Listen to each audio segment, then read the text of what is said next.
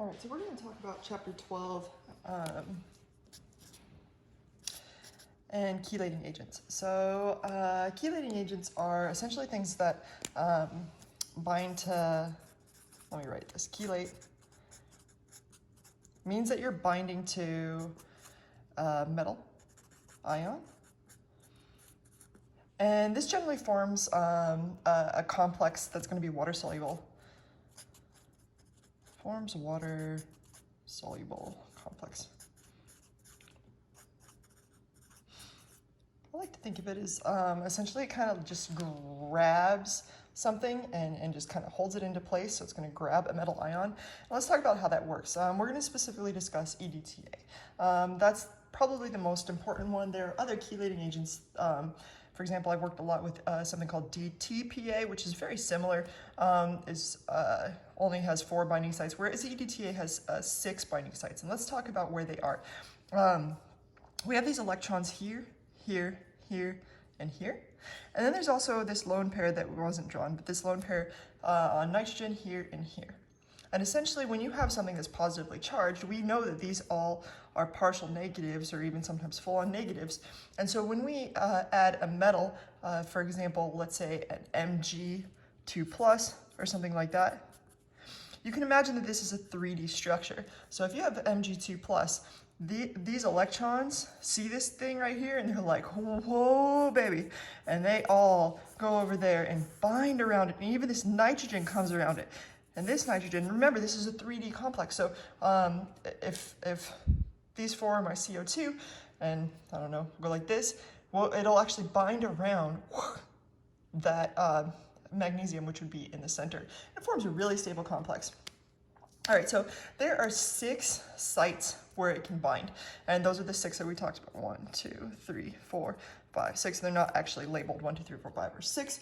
But you should just know that there are 4 oxygen and 2 nitrogen binding sites. All right, they have very high Kf values. In other words, the formation of it is likely to occur at a high rate of products over reactants. So if we have some kind of metal, we'll call it M, and it doesn't really matter what the charge is. It can be a 2+, it could be a 3+, we can call it N+, and it reacts with EDTA. Now, EDTA in its deprotonated form would be EDTA with a 4- charge. Oftentimes you'll even see it written Y4 negative. Why? I don't know. Why? But maybe you'll remember it now. All right, and this is going to be in equilibrium with a complex of itself. So we have some kind of metal, some kind of Y, and its now charge would be, actually we'll do -4 plus N, really, is what it would be. So let me give you an example. If we have barium or something like that, barium has a 2+ charge, and we react it with Y4 negative, what we're going to end up getting is a barium Y complex, and its overall charge would be 2 negative at this point.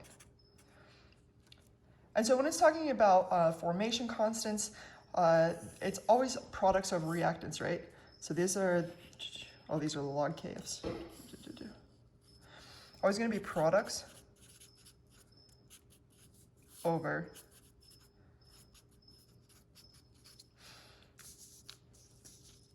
reactants.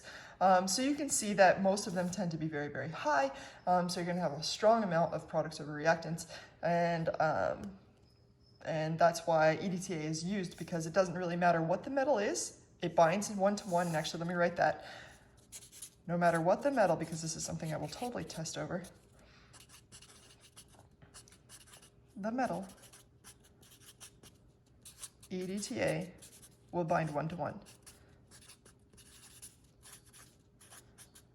So it doesn't matter if you're talking about something with a 3+ charge, a 4+ charge, a 2+ charge. It's going to bind 1-to-1, and that's really important to understand. All right, so now that we have a general idea about how this works, let's talk about one area that can throw you. And that is that the pH of the solution really affects EDTA. So for example, if I have a high pH, so a low pH. If we have a low pH, that means something's acidic, right? That there's a lot of H plus kind of hanging out.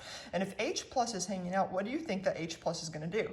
It's going to go hang out with these binding sites. It's going to be like, yo, I want to come over here. I want to come over here. And it hangs out over here, and it essentially blocks these binding sites, which means that it can't bind very well with magnesium. So we have to take pH into account when we're looking at how effective EDTA is. So we use essentially a fraction, we call it alpha, and that will tell you essentially the percentage of free EDTA there is over the total EDTA in there. So how much is this Y4 minus over the total concentration of EDTA that was in there? All right, so for example, if we have 1 down here, at pH of 14, that means 100% of it is free. That means there's no H plus binding to the EDTA, and it's totally free to bind around a metal complex. But as we get to lower pHs, that doesn't happen. So for example, at pH 11 here, it says that alpha is equal to 0.81. Now I could give you a whole bunch of different, like you can see right here, a whole bunch of different fun equations that walk you through it, but the overall principle is the fact that 81% of our EDTA is free to bind. That means 19% of these binding sites essentially are taking it up. So if 81% is free to bind, that means the highest we can get is 81% of the KF. With that in mind, let's go ahead and look at our first problem. So it says find the conditional formation constant. So conditional formation constant, that means you use alpha. For this barium EDTA to negative at pH 11. Hey, what a coincidence. We just looked at pH 11 and we know that alpha is 0.81. It says the log of KF is 7.88. All right, so if the log of KF is 7.88, then we know that 10 to the 7.88 will give us our formation constant of the barium. All right, so let's go ahead and do it.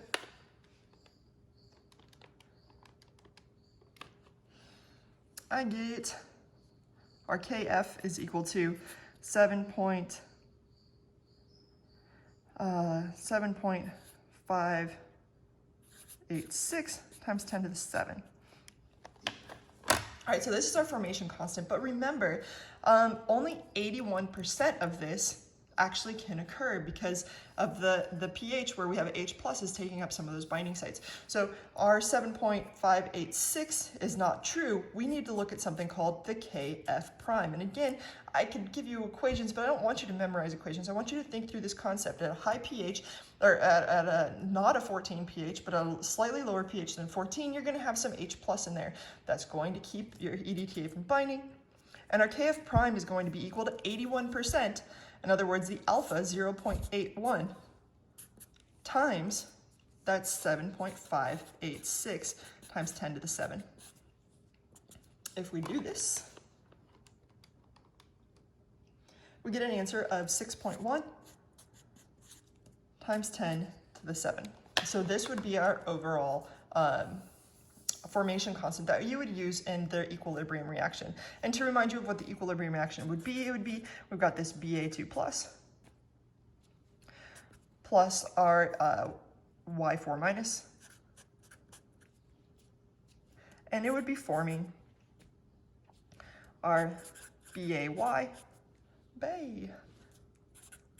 2 negative. And essentially what we're saying is that 6.1 times 10 to the 7 equals our concentration of this BAY 2 negative, or always our products, all over our reactants, Ba2 plus and Y4 minus.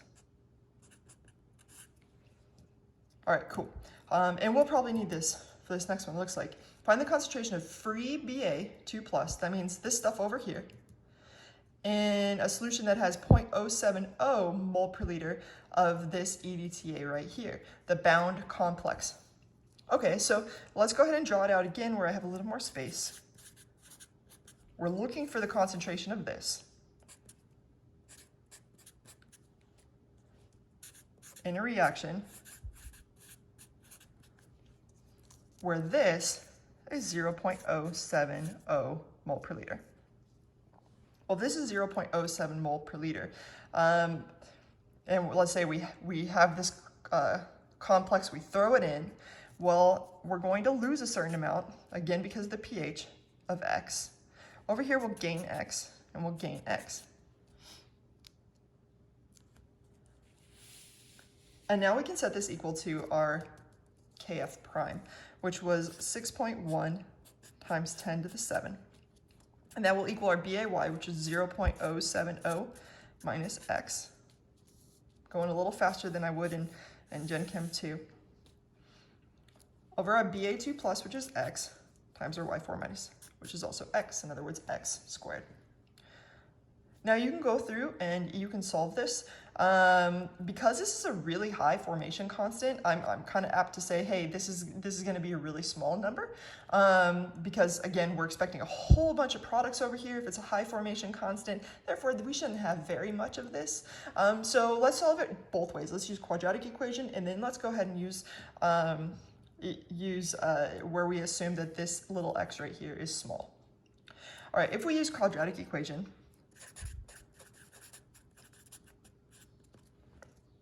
we will find that x equals 3.37 times 10 to the negative 5. And if we assume x is small, meaning that we get rid of this x right there,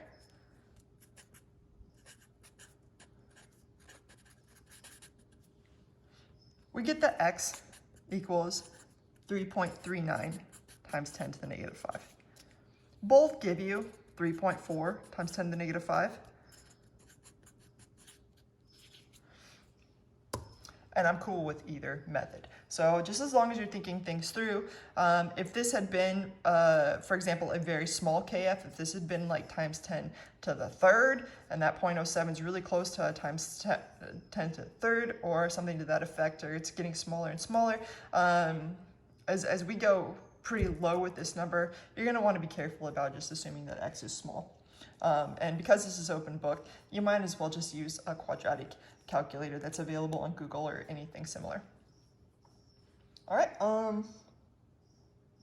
yeah, I think that was it, yeah. Let me see.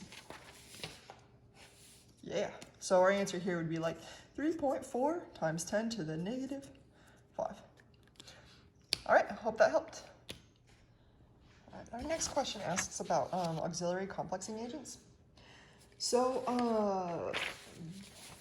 as we get to high pHs, I'm going to kind of go back. Remember that as we increase the pH, our EDTA has more binding sites. So pH increases, EDTA binding sites also increases. So it's more active at high pHs. The problem is at high pHs, we got a lot of OH minus, right? And so if you have a solution in a beaker and you're like, hey, I'm gonna get the really, really high pH here. So you got these uh-ohs just kind of hanging out, and you throw in your metal that you're interested in determining how much is there or whatever you're looking for your metal. You throw in some, let's say you got iron 3 plus. What happens is iron 3 plus grabs that OH, that OH, that OH. It becomes FeOH3. In other words, iron 3 hydroxide, and it's insoluble. So what happens is it forms a solid, it falls to the bottom, and you get a whole bunch of FeOH3 at the bottom of your beaker, which you can't do anything with at all. It's completely pointless. All right, so auxiliary complexing agents are important because what you do is before you have that iron in there or before you adjust the pH, you add something that's going to hold on to this iron and not let it react with that OH minus. But at the same time, that Fe3 plus is still going to react with the EDTA. So auxiliary complexing agent is something that you add to bind, essentially, it binds weakly with your metal ion. And you do that to prevent it from precipitating. And I don't know if that ended up being what the answer is, but that's how I would write it. All right, so let's do another example. We know that this would not work, that would fail. We'd just have a whole bunch of crap at the bottom, and we couldn't add EDTA because it has to be soluble in order for it to react. The iron 3 would have to be soluble. So instead, if we go over here and we add to our Fe3 plus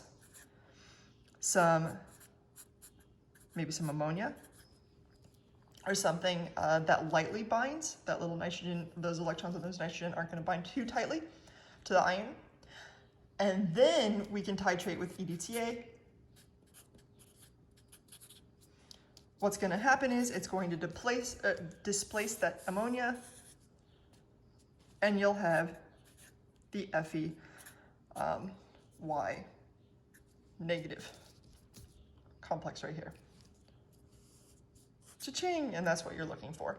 So remember, we want to work at high pHs because at high pHs there's the most binding sites, so we want to work at like pH 11, 12, 13, 14, but unfortunately at those pHs many metals are insoluble, so you add the auxiliary complexing agent to hold on to it, so it'll allow you to do the reaction. All right, so now let's do a problem that doesn't really ask anything about, doesn't tell you anything about pH. We're just going to assume it's 1-to-1. And it says how many milliliters of a 0.0470 mole per liter EDTA are required to react with 50 milliliters of that concentration of copper 2 plus. All right, so my first step, I see liters and mole per liter. I'm going to multiply those together. Don't forget to turn this into liters first. So I'm going to take 0.05 times 0.018, and I get an answer of 0.000900 mole. All right, so if we have this many mole, essentially we're trying to figure out how many liters of this solution do we need. Well, don't forget that it's always going to be 1-to-1. 1, 2, 1, which is pretty much what they're testing here, is saying if you understand that it's a 1-to-1 ratio, no matter what the metal is. All right, so we have this Cu2 plus, again, we're calling our deprotonated EDTA, we're going to call it Y4 minus. And it's going to be in equilibrium. We get Cu, Y2 negative. My dog's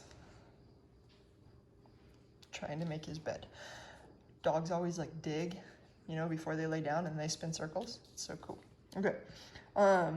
So again, over here we have our copper, 0.000900 mole, and we know that for every 1 mole of this, we must have 1 mole of that. So we know, I'll write it the long way, mole of Cu2 plus. We know for 1 mole of Cu2 plus, we need a mole of our Y4 minus, or our EDTA. We know that a mole, that we have 0.0470 mole of EDTA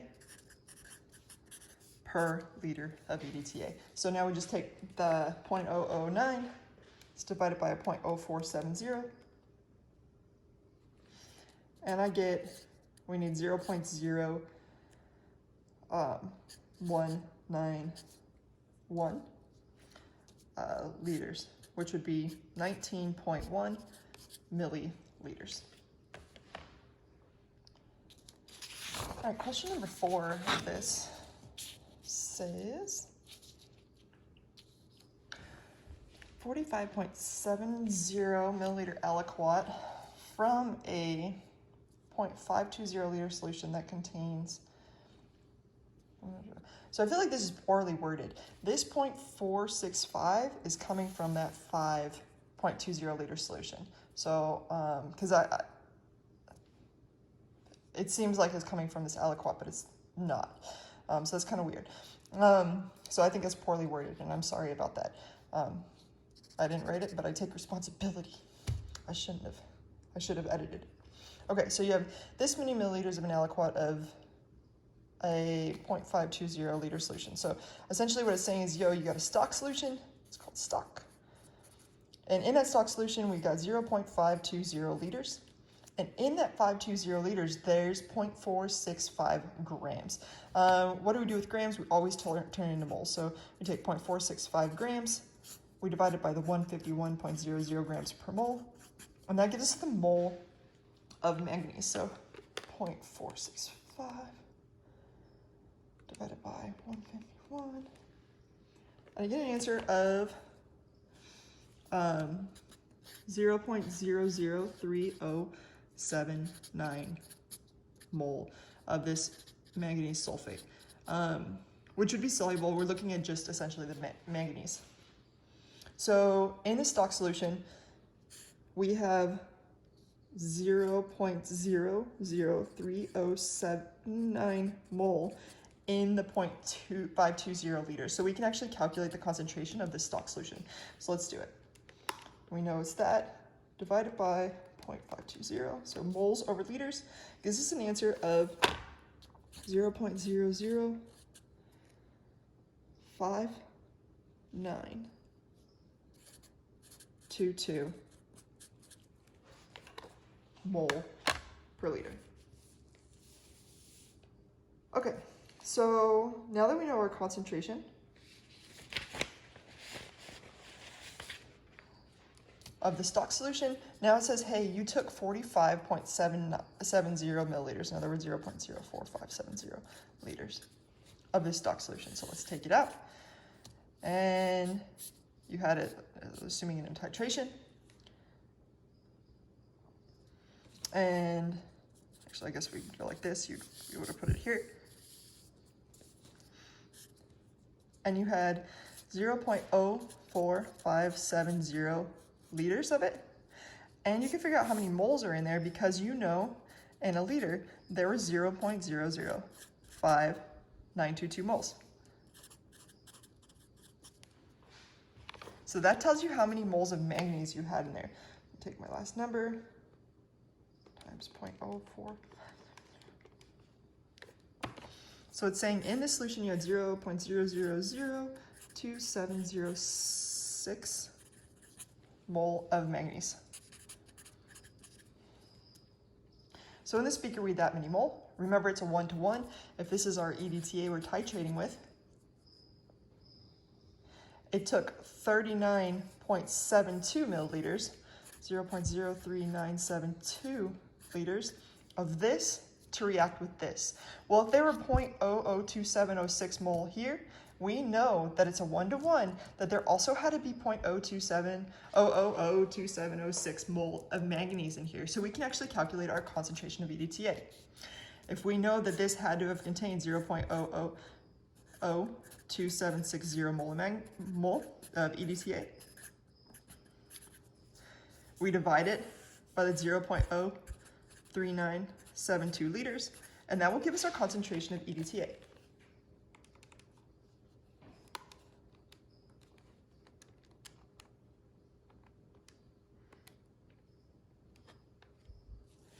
And I get that my concentration of EDTA is 0.0068136 mole per liter.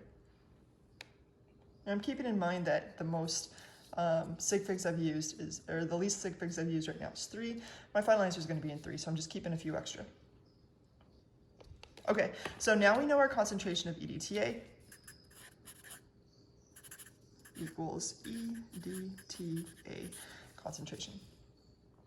Now it says, what mass in milligrams of calcium carbonate will react with 1.12 milliliters of our EDTA solution? All this other crap that we did is pointless. I mean, not pointless, we needed it, but now we don't need it anymore. Essentially, all this did was give us information to figure out the concentration of the EDTA we're working with. Now it's saying, hey, you got an entirely new titration. You got the same EDTA in there, meaning it's still 0.00683136 mole per liter, and you're titrating it into some unknown calcium solution. Remember, it's going to be 1-to-1 no matter what the metal ion. So this is calcium 2+. And so if if it took, let's see, what mass in milligrams will it react with 1.12? So if you added 1.12 milliliters of this solution into here, it's saying how much of this would there have been. So we can figure out in moles and then we can figure out in grams. First, let's go ahead and start with what we got. If we use 0.00112 liters of EDTA, we know that in a liter, there is 0.0068136 moles of EDTA. Now we know how many mole of EDTA there are. Remember, it's a 1-to-1. 1 mole EDTA, 1 mole of calcium. Now we figured out how many moles of calcium must have been in here if we calculated it now. But let's just go ahead and go all the way through to gram town. We know a mole of calcium stuff has a mass of 100.09 grams. And I shouldn't have written calcium 2+. I should have written calcium carbonate, just so that we can make sure we're keeping track of the units. All right, so now I'm going to take my concentration, which was already in the calculator, multiply it by 0.00112, and then times 100.09 grams. And I get an answer of I get an answer if somebody's calling me on the phone. Goodbye. I get an answer of 0.00076 grams, which would be equal to, it asked for it in milligrams, 0.764 milligrams. Oh, that was a fun one. So I apologize for the wording. I think that's a little bit confusing. So if you tried to do this before, I'm really sorry. Hopefully this helps.